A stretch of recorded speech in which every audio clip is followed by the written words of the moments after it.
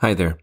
I hope you're going to enjoy the episode you're about to listen to, but before you do, you should know that this podcast would not be possible without the generous support of some of our listeners, either through our Buzzsprout website or through Patreon. I want to give a sincere thank you to Brian Heyer, Brandon and Sarah Gierach, Steve Zank, Scott Henrich, Deborah Hilger, and Mikhail Langner. Thank you.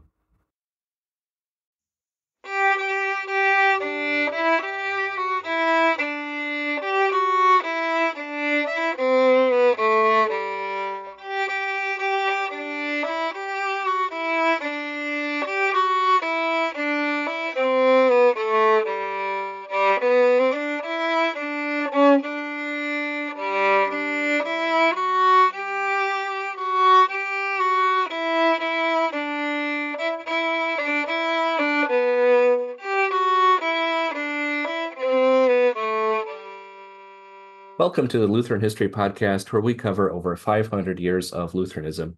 We hear news stories, examine old heroes of faith, and dig into the who, how, what, and why of history making. So whether you're a Lutheran seeking to understand your faith's rich roots, a history lover, or a person looking for stories of trials, tragedies, or triumphs, you'll find what you're looking for right here. Today we have a special guest. All our guests are special, but I'm especially happy to have my friend and classmate, Jason Oakland, join us today. So Jason, why don't you introduce yourself to our audience today and tell us what you're up to? Yeah, happy to do that. Thanks, Ben, for the invite to join you on the Lutheran History Podcast here. It's exciting to be part of that. I am, as Ben mentioned, I've been a classmate of his in the Concordia grad school for the past 2 years. We're both in the doing historical studies. My focus has been on Reformation studies in that program, and that's kind of the area that I've been working with, specifically gearing toward a little bit the idea of looking at Johannes Bugenhagen and some of his work. And one of the things that led me in the direction of getting involved in graduate study at Concordia was I had received a call to teach at Wisconsin Lutheran College, and I've been teaching theology there for this will be starting in the just actually a matter of hours now. This school year will be my fourth school year teaching at Wisconsin Lutheran College, and I teach in the theology department there. That allows us to teach in a few different disciplines, although the majority of the courses, I should say, that I'm involved in deal with kind of history and doctrine, but we also get to teach some biblical courses, and everybody gets to teach intro courses and things like that. Before I was a professor of theology at Wisconsin Lutheran College, I had the privilege of serving God's people at Martin Luther Church in Neenah, Wisconsin, which is one of three different churches in Neenah. And, the Fox cities broadly have a lot of Lutheran churches and Lutheran schools.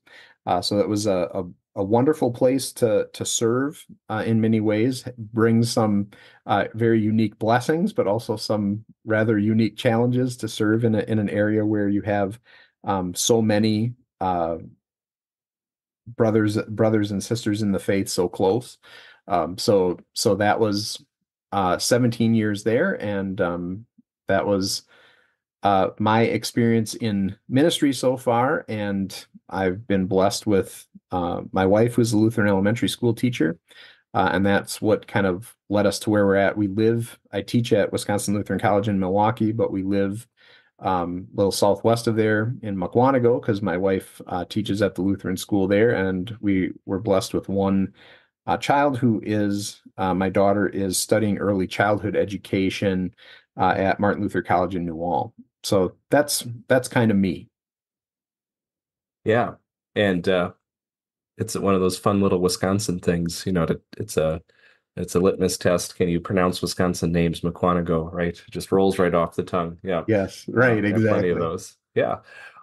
Well, Jason, I also wanted to ask you about what else you do at Wisconsin Lutheran College as kind of a extracurricular. This is not your first episode experience, is it? Right. Yeah. This is one of the things that was kind of an extra added bonus was there we have a podcast in the theology department at Wisconsin Lutheran College, which is called Let the Bird Fly. We are part of the network of 1517 podcasts. So you can find us there, or if you just search Let the Bird Fly, we'll come up there. Yeah, that was one of the things, interestingly enough, when I was holding the call, some of my brothers in ministry in the circuit, in the conference and stuff, their first question was not what are you going to be doing at the college, but hey, are you going to get to be on that podcast or not? So I've since I got to the college, I've been able to contribute along with my department mates on the Let the Bird Fly podcast, and we've covered a variety of topics there. The focus is the idea of, living freely in a world that our Lord has given back to us, and that's the freedom of the gospel, specifically, and how that informs variety of different topics on theology and your life as a Christian. So, yeah, we would love to have you come check us out there. Again, Let the Bird Fly is the name, and it's carried on a variety of platforms, but I'm not usually the one who deals with the technical side of things. So, but yeah, we'd love to have you give us a listen. Yep. Yeah, awesome. And you guys also, you have I would say, much broader content for topics than we do here, but you certainly do get pretty deep into historical discussions, either one standalone episodes or even you guys did maybe it was a little bit before your time. They got started on the Reformation series, which was really really good. Yeah, so good stuff over there. I got in on the tail end of the Luther series that we did, but I think they had originally planned something like 12 episodes or something. It ended up being 70 some, I think, when it was all said and done. But I got in on the tail end of that series, probably the last 15, 20 episodes or so, I'd say. Yeah. So you are a well-seasoned Lutheran history podcaster coming on to our show. So yeah. All right. Well, what are we going to talk about? Yeah. What are we going to talk about today? Yeah, so one of the things, Ben, the class that Ben and I were in this last semester was dealing with church and state and different issues of church and state, and our professor, Dr. Joel Bierman, was very open to the idea of exploring different areas of where we found intersection with the ideas of church and state coming together, and how people dealt with them, or how the church handled those things. And so, as I mentioned, in the Reformation Studies program, the area of study that I've been involved with is Johannes Bugenhagen, who, and just to maybe give a little bit of background as far as who this guy is or why we should care about him, he came to Wittenberg as a student in his 30s, although he had already served time as a teacher in a school, as well as a priest in a parish. And although he had never formally received theological instruction in his education, was brought into the Reformation fold, so to speak, by reading some of Luther's writings and then corresponding with him. And he decided in his mid-30s to enroll in Wittenberg as a student. And it wasn't long after getting there that he began to help other students, tutor other students, began to have kind of mini private lessons for groups of students. And then the faculty found out about that and said, hey, you should maybe be sharing some of this, because even before he had come to the Reformation, he had a knack for understanding the scriptures and applying them to people's lives. And shortly after he had been there, he'd only been in Wittenberg, it was less than 2 years, there was the pastor of the city church suddenly dies. And so now there's this question, the Reformation, this is the first time they've had to deal with this question of who's going to be the pastor here since the Reformation has come to town. And the congregation voted, city council approved, and Luther recommended this idea of Bugenhagen taking over as the pastor in Wittenberg, and he kind of becomes the first Lutheran pastor to serve the people of Wittenberg. But you're not just serving the people of Wittenberg, you're also kind of ground zero of a number of these different emphases and efforts of Reformation, not only in Wittenberg, not only in Saxony, but to a number of other places as well. And Bugenhagen, more than any other, there are other people that were involved in this work too, but Bugenhagen, more than any other reformer, was asked to go on the road and share these Reformation insights with other cities, other states, as they said, we want to bring the Reformation, we want to bring Lutheranism and the evangelical faith to our people.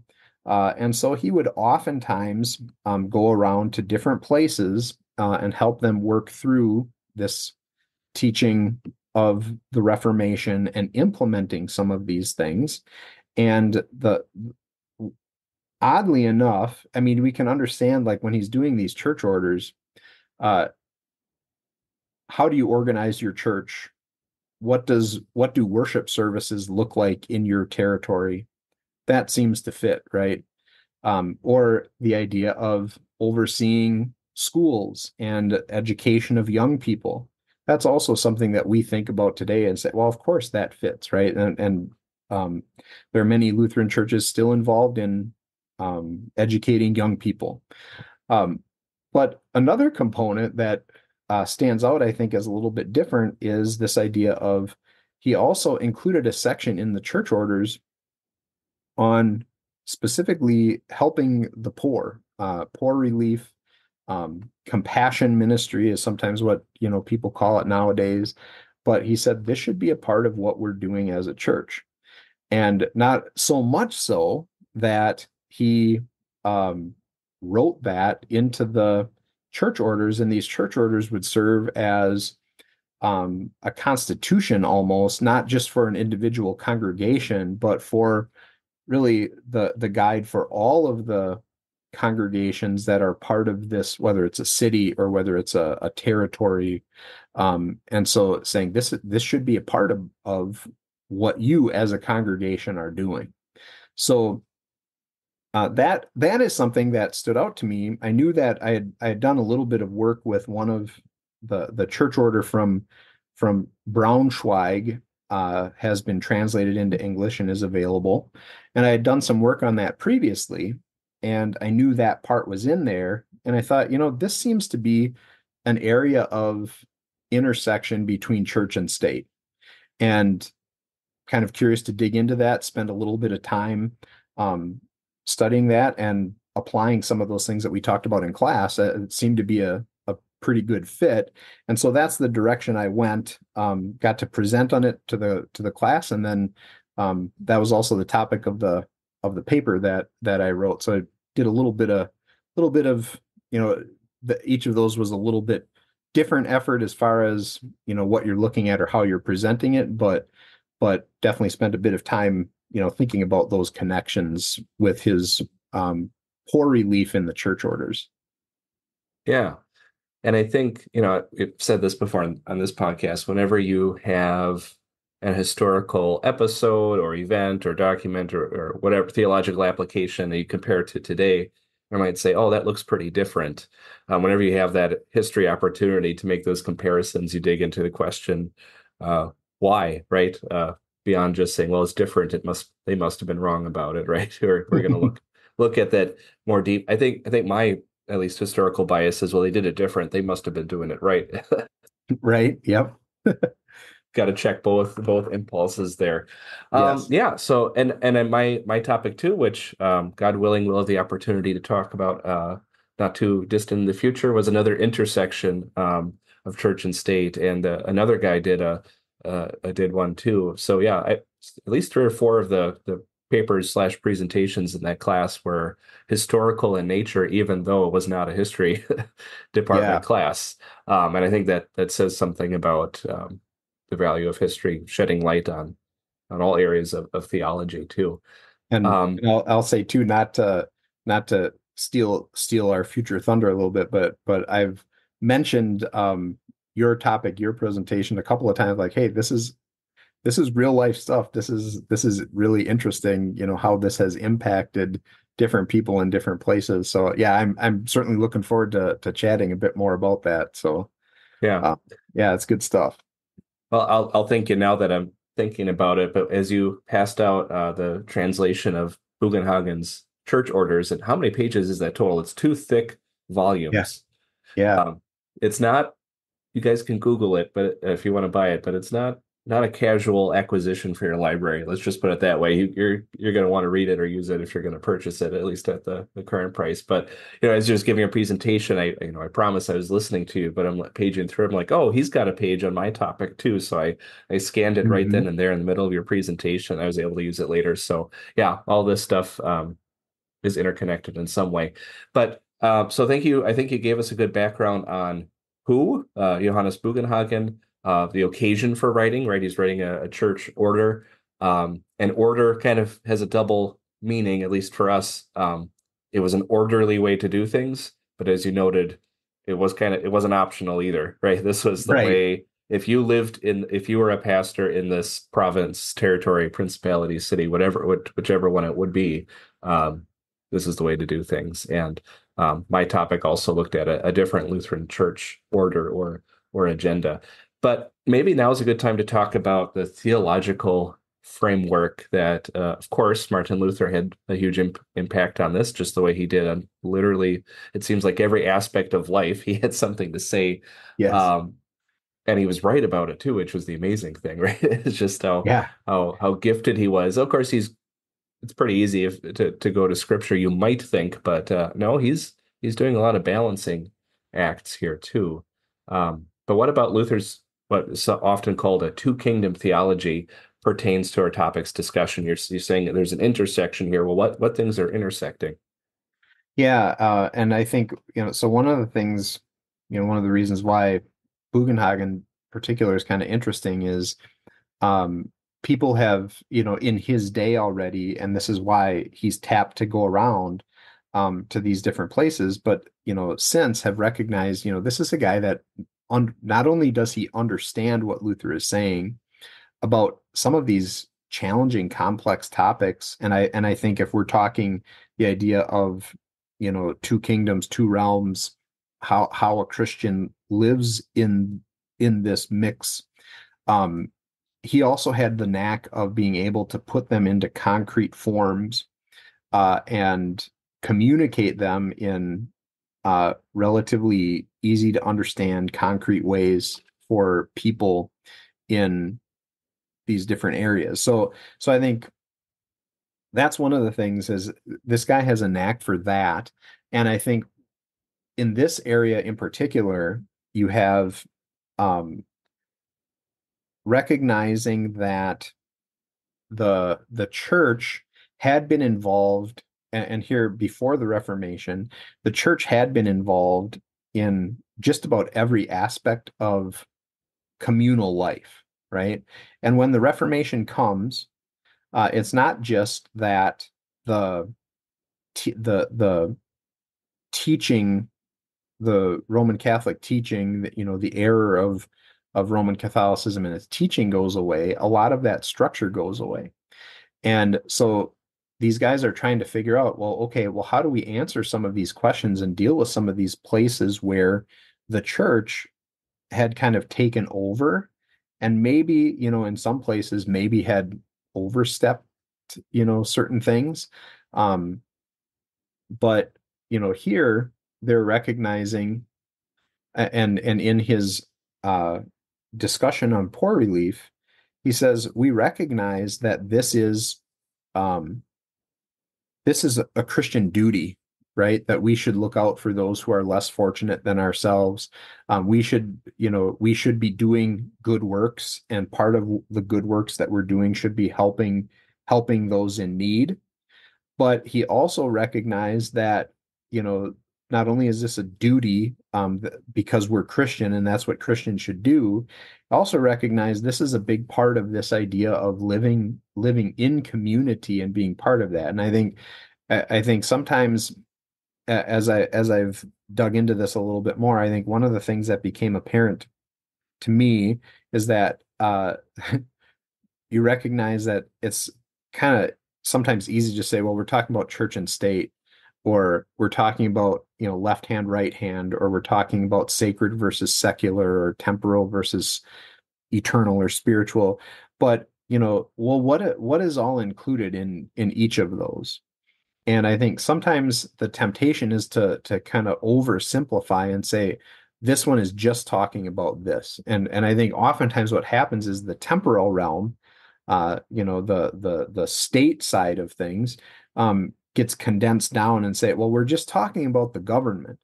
And one of the things that Luther spends quite a bit of time talking about, and I think Bugenhagen gets right here, is to say, yeah, government is involved here. Government is the main authority in the temporal realm, but this is talking about something more than just the government. It's talking about life in community, each and every day of life, right? That we become part of the spiritual kingdom when we're baptized, when we're brought to faith. But there's often a great deal of time from that moment until we reach heaven, right? And so that interval, we're not just sitting here waiting patiently for God to come and get us. There's a lot of stuff to do, which involves living in community with other people, and figuring out a whole bunch of different ways, or navigating, I should say, maybe a whole bunch of different areas of life in that regard. Part of that is, impacts some of the things that you're doing in church. It certainly impacts what you're doing in your community as a citizen, or how you're interacting with the authorities in your community, the government, in addition to just living with neighbor, for crying out loud. How do you deal with that? And so this is I think Bugenhagen recognizing, this is also part of our living in community, and we need to figure out a way, especially now that the church has kind of backed away, the medieval Roman Catholic Church has kind of backed away. We as a church have a responsibility, we have a duty as Christians to step in and say we should look at helping people. But he also turns to the civil authorities. He's not just saying this is something that is involved in living your life in community. He also addresses some of the things in the church order to the specific civil authorities, and has specific guidelines for them, and I should say maybe more so in how the church, who's going to be doing the work, interacts with those in authority, who are, in his mind, should be kind of overseeing the work, which he says that's a good situation. I'm okay with that, because it assures the work. It's assuring that the work is getting done. It's assuring that abuses or theft or things like that hasn't crept in there.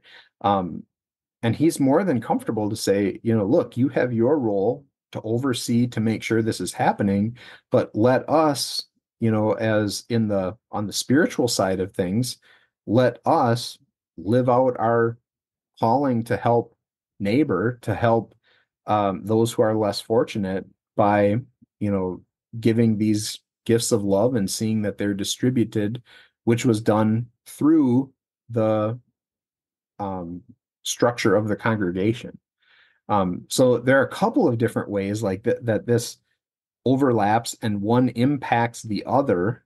And it to me is a fascinating thing for him to kind of thread the needle here of saying this is something Christians should be doing, but we're all living in community. It's the church that should be kind of running the mechanics of it, but then also it's a good thing to have government maybe overseeing some of this to make sure it's happening, to make sure it's being done well. And of course, the other thing that we say, well, this would be great if this were the case. The assumption is, his assumption is those people who are holding these positions in government are also people that are sitting in your pews on Sunday morning because they're also members of the congregation. So that's one area where you say, well, this divides a little bit from where we're at now in most areas, but that was the assumption, at least in his day. Yeah, I think that's a good point. The reality is quite different. And is it even within the realm of possibility to even envision this being replicated today? And I think the honest answer is not even close to being exactly the same. Right. But what he's doing is attempting to apply the two realms, two kingdoms theological framework in his current real life situation. Mm-hmm. And, this is one of those times where we probably do get to say how blessed they were where they could probably take for granted, like you said, the temporal authorities would also be respectful of, mindful of their spiritual authorities in the church, right? They had maybe a chair at the council table, but they also had a pew, so to speak, in church, even if they didn't all have pews back then. But yeah, and then he would have advocated too that it was the deacons that were to take care of the management and the collection distribution of aid and things like that. They were the ones to manage like the nuts and bolts of it, the logistics of it. And he would also say that congregations can have different numbers as far as those deacons go, but he says really one of the deacons should be filled by someone who's on that city council. That really that would be the best way to do this, to make sure that you have both kind of in the know, that you have the state knowing what the church is doing, the church knowing what the state is doing, and communicating back and forth. There's already that built-in conduit there, because that would just make it efficient,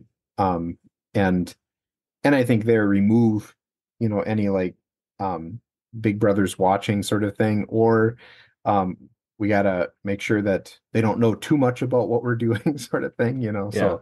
So yeah, I think that there's wisdom in that too. Yeah. And I think, that phrase used, big brother is watching. I think just the fact that they were doing this and this was feasible, practical, and not really with outside the realm of possibilities, that they didn't have that kind of us versus them wall of separation, checks and balances, all that stuff that sprung up in the last 250 years of our political system, where we think, well, we can't trust each other, so we better keep an eye on each other, right? Here it just seems more like we're facilitating cooperation and communication, more so than anything else. So that it's a snapshot in history, but it is just saying, wow, applying the same theology in a very different setting is what's going on here. And maybe that starts with an even more basic assumption, which I think is what, as you mentioned, is not something that we could just assume that people are thinking nowadays. This idea that these two kingdoms or these two realms, they're both God's, right? I mean, God has instituted both of them. God has said both of them are good. It's not like, oh, church good, state bad, because hey, the church is gospel, that's good. The state is law, that's bad. This idea of an antagonistic relationship or a whether polarity of, being pushed way apart into extremes or butting heads sort of thing. Um, Bugenhagen's approach here is a recognition of both of these are good. Both of these are meant to bring good and blessing to um, people in this world in different ways. The challenge, like you say, though, is that um, there have been we have baggage that has come, from history with this, in addition to the idea that sin is a real thing, and it certainly impacts that life in community with one another and how people view some of those things. And yeah, you could talk about, well, ideally this is how it should be, but then we also know there are those challenges of applying it in real life. Yeah, absolutely. And you're always, like you said, in this sinful world, more or less, we're going to always have those challenges applying good theology. But I also think, to balance this out further, like let's use an extreme example, somehow related to the idea of helping the poor, but like let's say Marxism, for example. Oh, we have a Mm, really good theory, we think, of how to solve yeah. all these class materialistic problems. Oh, putting it into practice has not had a good track record in history. Right. Compared to this, though, I think the honest assessment is the more we dig into this era in both of our areas is that, wow, it's very different, but this seemed to have a pretty good run of I don't know what you found for the poor relief stuff, but the stuff I looked at, it's like you had a couple hundred good years of where, hey, we thought about this theologically, we understand the framework. Um, how do we navigate through it? We understand vocation. That's a huge thing too. And Yep. when people understand vocation, then we can kind of stay in our lane without being totally cut off from each other, Yeah. sort of thing. And just to kind of talk about, well, okay, this is pie in the sky, this is never going to work. There was a dissertation that was done trying to track um, this very thing. Like, if we go through the records of these um, poor relief, poor chest type of efforts in these different cities, this idea of, hey, you're God's people, you should support the help of the needy without, people forcing a collection or without a program enforced from the government. The assumption was, I think, well, this is pie in the sky, it would never work. And this um, is Lorenzen, I think was the guy's name, and I'm trying to remember his first name off the top of my head, but he had done the work on this, and I believe it's a published dissertation, but I think it's in German. Um, has gone through that and said, actually, this worked surprisingly well. And I forget the span, like how many years it was exactly that he charted, but it was, a few generations minimum where he found, there was there continued to be money in the chests and people continued to be helped. And and it was still operating along the lines of these principles that were set down in some of those um, orders that reach back to the time of the Reformation. So you say, yeah, maybe that's not going to work, but at least for a while, people were willing to go along with that, and it did work. It did accomplish the goals that they set out for it to accomplish. Yeah. Well, I think we've been this very good on the theoretical stuff and even how it was applied. But what about the nuts and bolts that you're talking about money in a chest? What was the actual plan? Maybe we could talk about Yeah. that for a minute. Yeah, and this is something too, you'd say, well, this isn't probably exactly how we do it today, but they literally had a big locked chest, and you maybe see some of these from, old, if you see like movies that depict um the Middle Ages or, that time period, or, if you've maybe seen in museums, different valuable strongbox type of things, or indulgence chests even, they were big, they were heavy, they were made of metal, they locked, but then they would oftentimes have a a slot in the top that, anyone could come in at any time and drop a donation in there. But you're going to have a real hard time getting it out if you or running off with it if you didn't have the key. And so there was quite literally a chest that they said should be out in somewhere in the church that's visible for people, so that anytime they come to church, if they want to give a donation toward this, they can. But then there were also they worked at other there were other things that they worked to kind of reform to continue to have income directed toward this.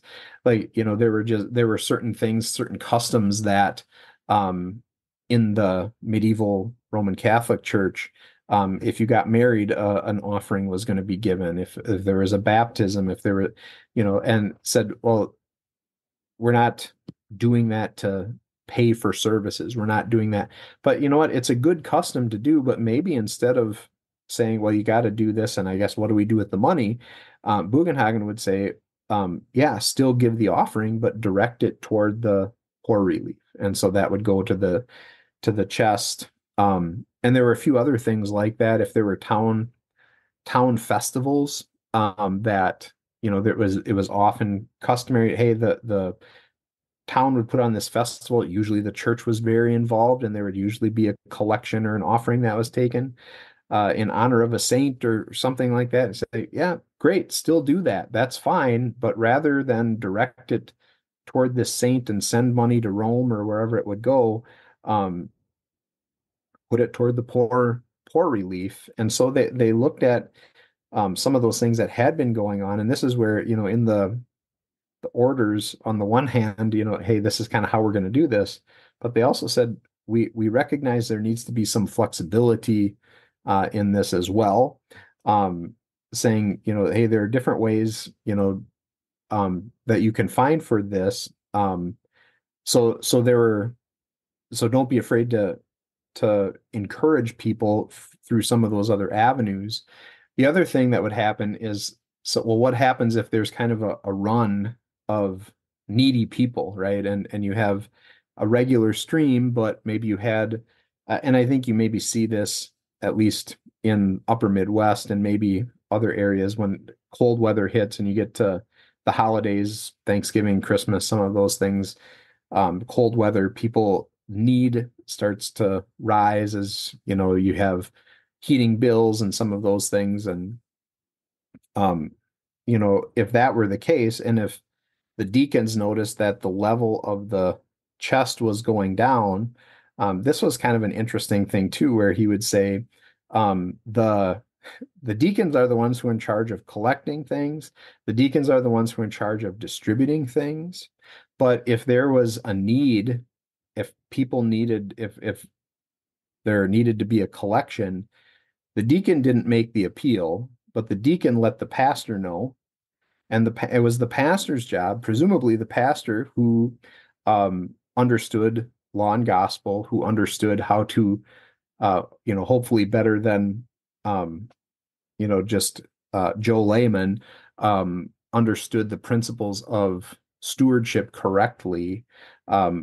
He would be the one to make the appeal to the congregation to say, we got a need here. The levels have gone down a little bit. Now's the time for, if you're considering an offering, to bring that offering again, because we do have a duty as members of this community to take part in that. But again, that's motivated by our understanding of who we are as children of God. And so that, I think, was kind of an interesting clause or procedure that was built into these directives to say, deacons take care of the nuts and bolts, but when it comes time for the appeal, that's the pastor's job, and the pastor should be the one making that. Yeah. So again, kind of those vocational lines clearly drawn. They are somewhat arbitrary, but now you have the church order telling you what's expected of you, right? And maybe that fits. I don't like German stereotypes, usually, but the order, everything must be done in order in an orderly way, okay, you got to see either where it came from or what kept it going. And yeah, it kind of reminds me too of, I think we maybe still have that tradition in some of our older, more established congregations, like you said, in the upper Midwest, of giving a memorial in memory of Mhm. someone that, that often goes towards, well, it's not just going to go in the general fund, it's going to go towards a special, Yeah. special need. So Yeah, I I think guess one, that's a great parallel. I think because there were some of those things too, that if there was a death or something like that, and I think that's oftentimes for pastors maybe, or the congregation, I should say, for a congregation to maybe put together like a wish list thing, and the pastor has that and can maybe say, well, this is kind of some things that the congregation needs. But in that day at least, the thought was, the biggest need that we have right now, that we're going to direct you toward, is care for the poor. And I think that's kind of a neat way to do that. so I'm just curious, I'm just thinking of the way this sort of ministry, if we can put that label on it, is discussed today. Did he address, or did other people bring up this commonly heard thing we have now of, oh, well, that's the poor will take advantage of the generosity, or they're not being responsible with, that all that stuff, all the reasons why not to help someone out who's poor. Is that addressed at all, or is there such a sense of duty that it isn't even isn't even a Yeah, question? this was something too that, and I'll say this was always in the parish, and for a handful of years, um, in my time in the parish, or involved in a church, we lived in parsonage right next to the church. And people who have a need oftentimes know, hey, this church or this house right next to the church is good chance that there's a pastor living there. And that was always a challenge to me, like, how do you navigate some of that for some of those very, very questions? It's like, you want to help, not harm or enable, right? And so a couple of things, they did anticipate this, which I think is um also kind of interesting to hear how they did it. Uh, there was the assumption that every community, and the churches in each community would be responsible for looking after the people in their community. So there wasn't going to be this idea of, well, you're going to just kind of work the system by going from church to church to church, town to town to town, and taking advantage that way. The thought was, if wait, we don't know you, you're not part of our church, you should go to your church and talk to them. So there's some of that. There was the assumption that every church should kind of take care of their own people primarily, not that there weren't exceptions that they allowed for, but that was primarily how it should work. And then the other thing with that was, it was the deacon's job, as part of the distribution of aid. They were the ones who, had a bit of a responsibility to get to know the people who were um, on the receiving end of this aid. So they were to make sure that person had a good reputation, that they were not being wasteful with things, to the best of their knowledge, that they had good standing, not just in the community but in church.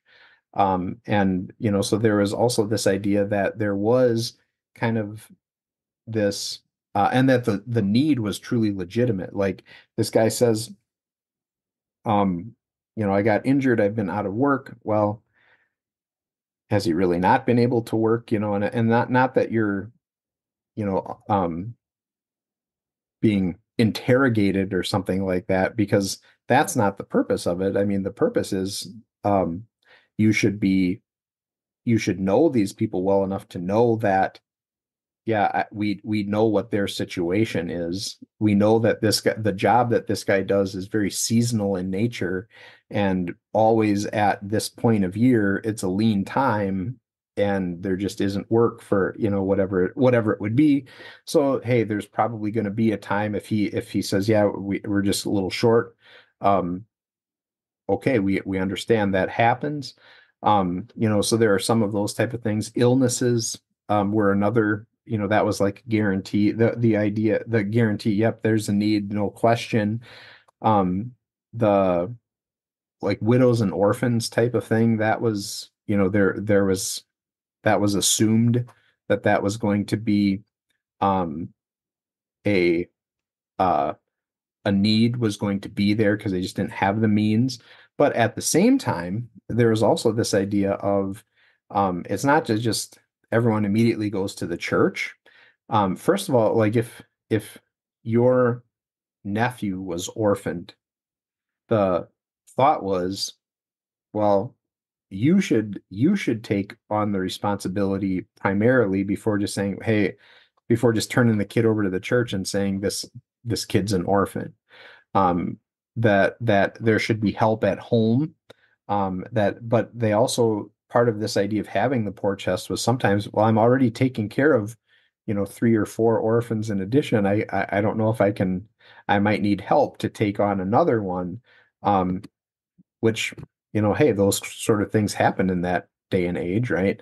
Um, they recognize that sometimes individual homes would be overwhelmed with need, even within their families, because of certain things, and that's where the poor chest would come into play.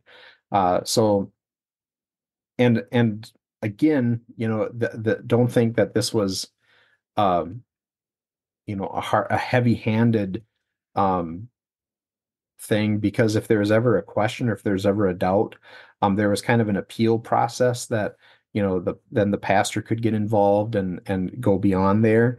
But I would say also there is a little bit more of um, a true understanding of need versus, well, this isn't just quite what I want. Like, you have a legitimate need, and also this encouragement to do what you have to do, if necessary, to, like if you're widowed, and you maybe have 2 kids, the encouragement there is going to be, not just, well, you can be on the poor, you can be supported by the poor chest from now until kingdom come. But the idea was, what would really make sense is if you are remarried here sometime in the, and to recognize you have a calling as a mother, because this gets back to vocation a little bit too. Maybe part of that is, what would make that calling as mother more manageable for you would be if you also consider again the calling as a wife. And not to say that you're going to be forced into some arranged marriage, but the idea of saying, you really should be considering this. Or, if it was a job thing, maybe you can look for a different type of profession. And sometimes I think they would even help with that, the idea of, if there was administrative work that needed to be done to help the deacons didn't get paid. The deacons were all volunteer, but if they needed to bring on extra help, they could hire some of those people that were in need and pay them to do some of the work, but they, as deacons, could not take money themselves. So again, they were trying to do their best to help the people that needed to be helped, while at the same time trying to limit abuses, either by those distributing things or by those seeking aid. And again, no system is perfect, but at the same time, they tried to anticipate some of those challenges, and again, it seemed to work from what we can tell. Yeah, that was an impressive part of that whole story of, like you said a while ago, like how long this also lasted, because it um, wasn't just a theory, right? It was put into Right. practice, and it Yeah. worked. So I think we got the listeners a pretty thorough understanding of kind of the theology at play, then the attempts at a theoretical application on paper, and then finally we got to see what it looked like on an almost day-to-day basis, or at least a yearly basis within the local congregation. So before we wrap up for today, um, it's lesson time, I guess. Any lessons from your research, your project, Bugenhagen's church orders that maybe the any of our audience members can take away? I think that, taking seriously the idea of, um, engaging in that life in community, I think that's a significant thing. I mean, especially I think sometimes when we think about the temporal realm and we think about, some of the challenges with, government and politics and those type of things, to remember that, um, this temporal realm, this other kingdom, so to speak, is still God's kingdom, and He has called you to a place in that, and to engage with that, to be involved in that. I think, um, that doesn't, and maybe that means, tuning out from the politics part of it and focusing a little bit more on that, life in community closer to home type of thing. Because there's lots of different ways to do that. And I think some of that, goes back to that idea of vocation, um, to consider the different vocations that you have, and how, how God oftentimes allows you to, show the love of Christ to others in those various vocations. Um, which and this I think too does not necessarily mean that, well, I'm going to go, thump someone on the head with the Bible and, you know talk Jesus right out of the gate. But notice that, maybe it's those acts of kindness and compassion in the community, in your life in the community, that, maybe, speaks volumes, and, builds bridges, for people who might then be a little more interested in what you have to say about why you're doing that as a child of God. I think that's a big part of that too. To understand this is just what we are to do as Christians. We're to live our life in community, and we're to live our lives, showing the love of God to others as we see the face of God in others. Um, and that can be a challenge to keep in mind and remember. But this is one of those areas I think where, why did he make such a big deal about this? Why did, and if you're changing up the system anyway, why not just say, all right, the church is done with this now. It is that recognition to say, hey, God has great work for us to do as his people. And that opportunity to show his love to others with acts of kindness and compassion, um, can be a great opportunity to do that. And not just for people who are part of your, congregation, but for the community as a whole around you. I think, and that's one of those things maybe has a much bigger impact than you realize. If you're um hoping to impact the greater uh stage of the world, maybe focusing on that closer to home and making that little corner of the world a better place, um goes a long way to having an impact farther than you realize. Yeah. So I think that's some of the things that say, boy, what a mundane thing, um, and yet how important that was for how many people. Um, yeah, I think that's something that, as digging into that and thinking about that, and not just thinking about this particular project, but some of those things that we were talking about in our class, becomes clear. Like, yeah, this is the type of thing, that has a way of really making an impact for people, and sometimes not just in the here and now, but beyond. Yeah. And I think the nice little phrase that I've kind of taken to heart a lot and just throughout this continuing education path has been there's a both and for a lot of things. And you brought up really good points. You brought both and the and you talked about both of them of this is your vocation. Like this, God literally tells you to care for other people, to love your neighbor. You could just put a period there, but it's also, oh, I can see how it has impact, like you said, possibly for evangelism, spreading the gospel. It's not a means to an end either. It is also just a good thing to do. But look how God kind of knows what he's talking about. And if we kind of generally try to do things his way, things seem to go better, right? Right. And that's something that in your presentation, your paper, and I think many of us were starting to lay this out as kind of a key theological thing is what does the gospel do? Okay, well, you don't have to worry about any works righteousness pressure at all. You don't have to do these things to earn God's love or grace or favor or anything. But what is there left to do then? Well, just not even worry, but focus on your vocation. What does God let you do? He doesn't let you save yourself, but he has given you a whole world, as your catchphrase for your podcast is a world given back to you. Right now he's already saved you, and now he's placed you in this world. We're not here just like you said, twiddling our thumbs, waiting for the second coming. Like, okay, it's both. Jesus is there for both that and to guide you and to bless you now. So yeah, it all comes full circle eventually when we look Right. at the theology, right? Yeah.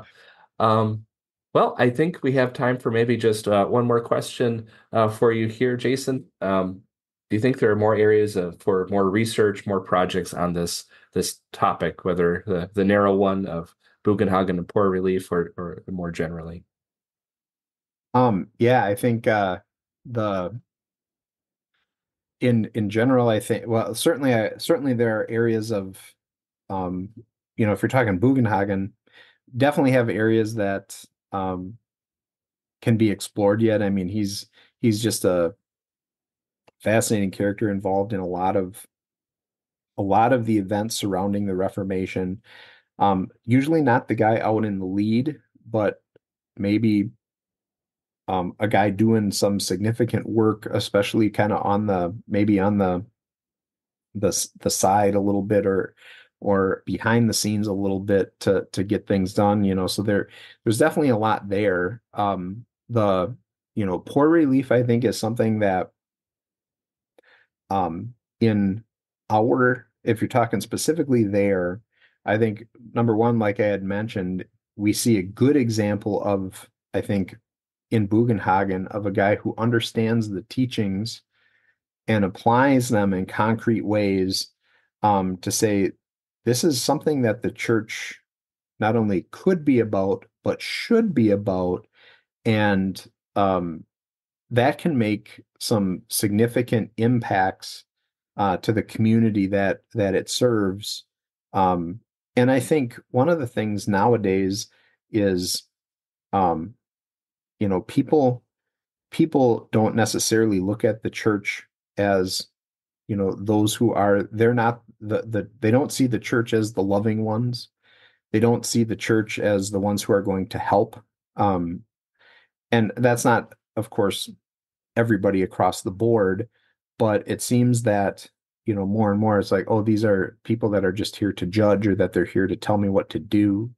And I think in some ways, this idea of recapturing that idea of the, Jesus, the command of Jesus to love one another. That night before he dies, he washes his disciples' feet and, yes, and institutes the Lord's Supper, which is, a big thing for sure. We don't want to overlook that, but that idea of, loving one another, and it's like, this is how everyone will know that you're my disciples, by the way that you love one another, and not just love your fellow Christians or those in your own congregation, but the way that you show love to others. And I think you see this in the early church during times of persecution and things like that.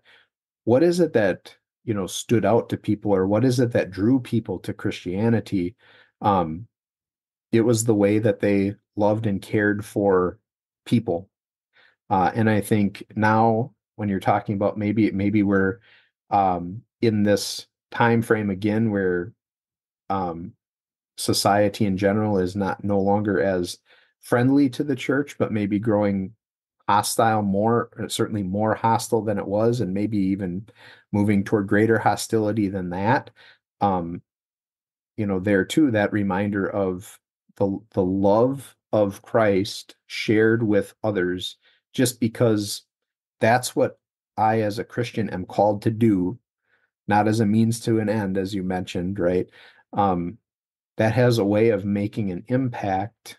And I think that is something that there's plenty of ways to dig into that a little bit more, to say, if you're just talking about how can I do this at not maybe just on my own as an individual Christian, or maybe are there avenues for me to encourage some of this in my congregation, or to dig in. I know our Wells Christian Aid and Relief, I know, has talked a little bit more about some of these opportunities.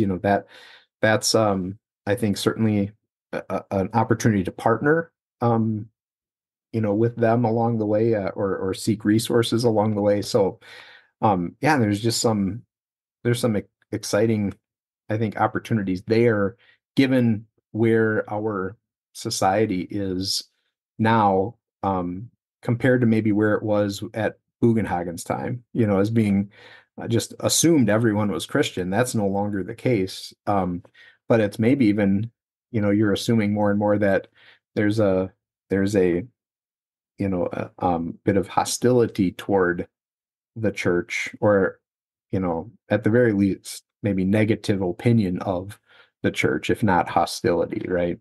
So I think there's certainly some areas there too. So yeah, and I'm sure that there are others that we could spend time talking about and exploring a little bit, but certainly I'm looking forward to digging a little bit more into Bugenhagen. I think kind of the direction, just kind of circling back to him, the direction I think that I want to spend more time as I'm getting closer toward the wrapping up the classroom stuff and getting into the writing stuff is, to me, it's kind of fascinating that you're at this time of transition in, in pastoral ministry, um, versus, medieval Roman Catholic priest, to this idea of new evangelical Lutheran pastor. And Bugenhagen's kind of right at the turning point of this, and in many ways serves as a bit of an example, in a number of ways. So to me, and I think that hits on a lot of different areas, and I think this is just one of them. So I think that definitely opens up possibilities for further study, at least for me as I'm looking ahead. But I think that's kind of the little bit more what I want to dig into as I start reading a bit more here. So Yeah, well, that sounds like a plan. If you come up with something more, we can talk about it more yeah, at a yeah, future time. yeah. We'll So keep working at it. So yeah, well, there's a couple hundred pages just of the church orders to chew through, but yeah, yeah, a yeah. lot there. All right, well, thank you so much, Jason, for joining us today on the Lutheran History Podcast. Thank you.